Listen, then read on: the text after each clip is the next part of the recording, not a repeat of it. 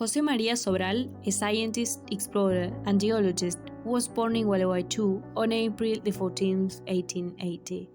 Although he spent most of his youth here, he ended up moving to Buenos Aires, where he finished high school.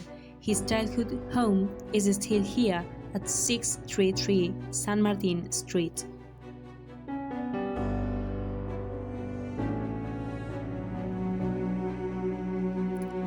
Sobral was the first Argentine sailor to carry out research in the White Continent. It was a great step forward which made possible the presence of Argentina in Antarctica.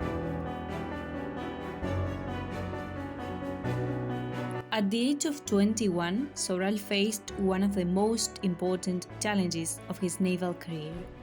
He left aboard a ship called Antarctica, and his objective was mainly to make observations for geological purposes.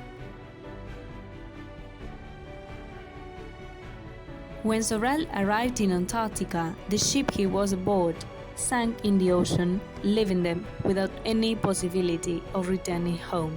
Although the main focus was on staying alive, Sobral never abandoned scientific observations. Some years later, Sobral married a Swedish woman, Elna Klingström, and after he had finished his studies in Sweden, he finally returned to Argentina, where he taught at university, but only for a short period of time. At the time of his arrival, being the most qualified geologist in the country, he was named director of an important institution destined to carry out geological explorations and research. Also, in 1930, he was named ambassador in Norway.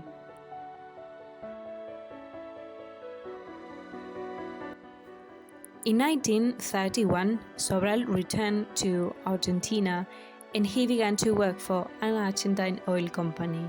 Working there as a geologist, he studied different areas of the country looking for petroleum and minerals, and only 4 years later he retired at the age of 55. During his Antarctic travel, Sobral always carried a notebook with him where he recorded his feelings, his thoughts, and some of his reflections.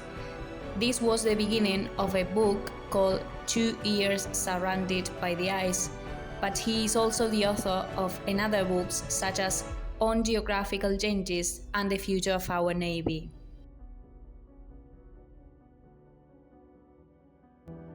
Sobral died at the age of 81 in Buenos Aires on April 14, 1961.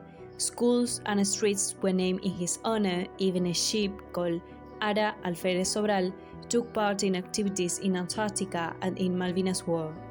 Having reached the end of this video, we would like to share with you a quote from the end of his book, 2 Years Surrounded by the Ice, that says, "A man must never be satisfied with the acquired victory. Success must not blind him. Success must give him new courage to deal with difficulties, because precisely therein lies the pleasure of life."